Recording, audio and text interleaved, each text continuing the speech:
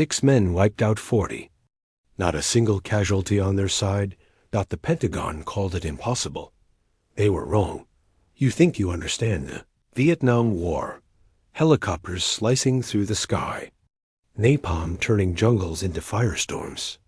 Search and destroy missions backed by 500,000. American troops and unlimited firepower. But here's the part they never taught you. While the world watched, American divisions fight with brute force. Fewer than 100 Australian soldiers were accomplishing what thousands of U.S. troops could not. Not because they had superior weapons. Not because they had larger budgets. But because they possessed something no superpower could buy, copy, or manufacture. They moved through the jungle like phantoms. They stalked enemy commanders for weeks without being seen. And when they struck, the fight was over in 15 seconds. The Americans watched. They analyzed. They tried to copy it. They failed. Why did one elite force achieve kill ratios of 30-1, while another struggled to even locate the enemy? What did the Australians understand that the most powerful military on Earth did not? And why did a captured Viet Cong officer write in his diary, "They are not human. We cannot fight them. We can only hide. Stay until the end." Because what you're about to witness is what happens when discipline defeats technology, when patience overpowers aggression, and when silence becomes the deadliest weapon of all. Phuoc Thu Province, South Vietnam. April 1969. Captain Mike Walsh lay frozen in waist-high elephant grass, barely daring to breathe. Just meters away, 4 Australian SAS troopers prepared to disappear into the jungle. They moved with an efficiency that looked evolutionary, as if nature itself had spent centuries perfecting them. Every motion was deliberate, every breath controlled. No words were spoken.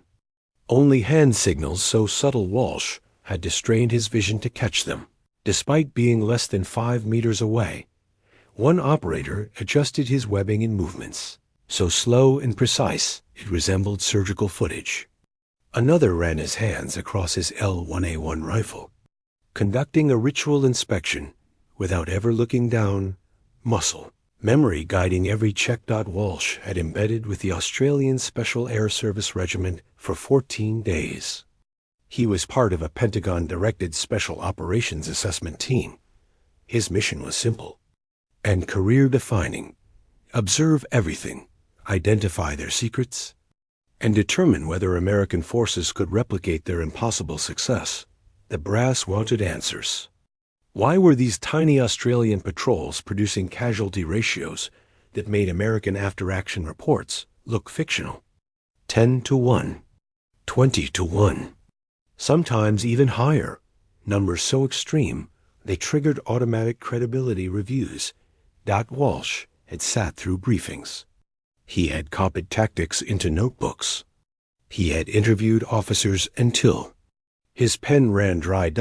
But watching them operate in real combat conditions revealed something no classroom ever could. The lead scout, a hardened corporal from Perth, with eyes that seemed to pierce solid matter, locked eyes with Walsh and gave the smallest nod imaginable. Then the patrol ceased to exist. One heartbeat, they occupied space. The next, they were gone, without breaking a leaf or snapping a twig. The jungle swallowed them whole. Walsh waited 30 seconds before attempting to follow. His second step detonated the silence. A dry branch cracked beneath his boot, the sound echoing through the humid jungle like a gunshot. By then, the Australians were already 300 meters ahead, invisible, untouchable. That night, back at the forward operating base, Walsh typed a single sentence into his classified assessment. It would circulate through Pentagon corridors for years. American forces can purchase their weapons, copy their equipment, and memorize their procedures.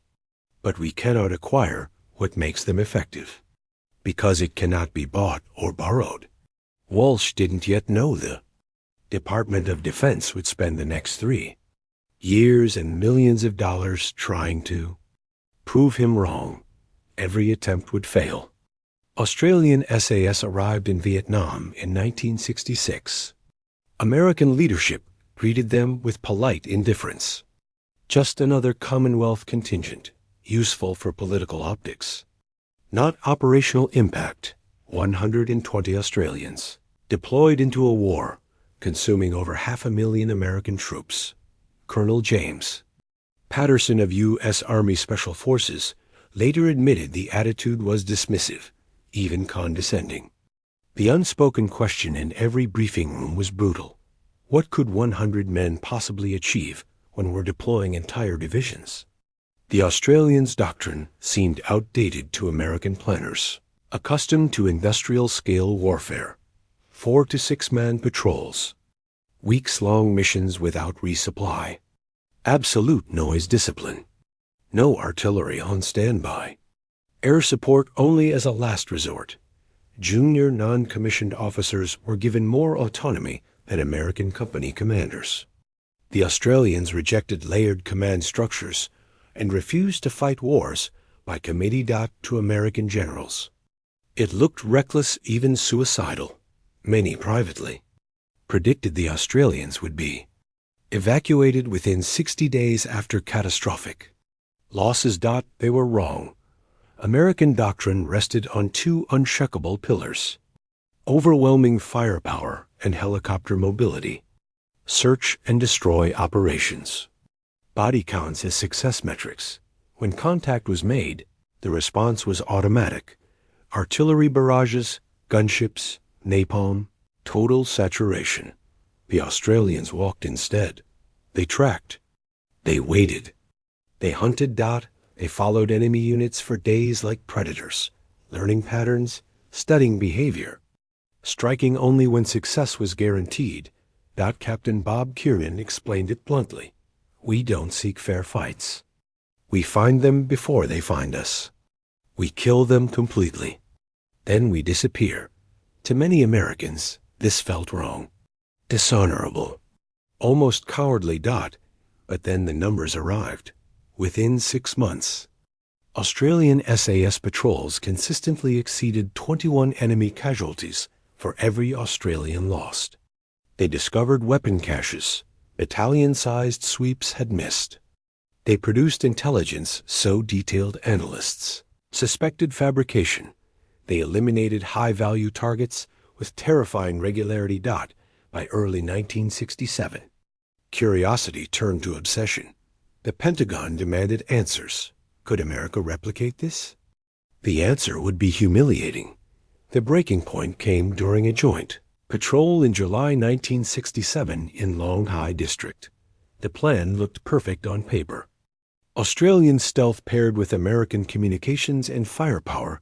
In reality, it was a disaster waiting to happen. Sergeant Thomas Braden operated his radio exactly as doctrine required, scheduled check-ins every 30 minutes. Australian Sergeant Keith McLean watched in horror.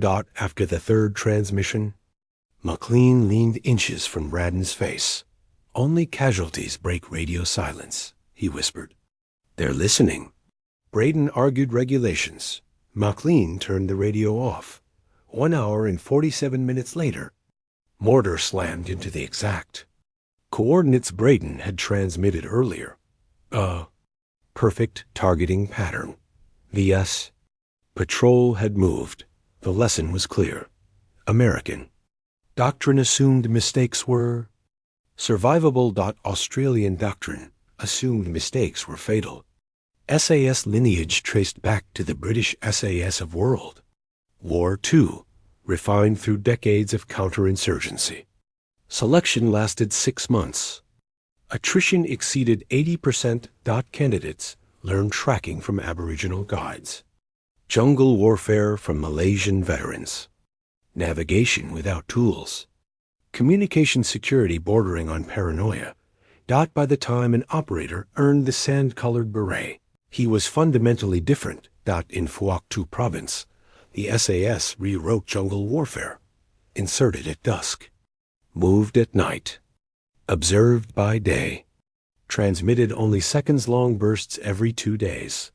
They tracked enemy units for weeks, then annihilated them in seconds. 15 seconds of violence. Then silenced. By 1967, the Americans were no longer laughing.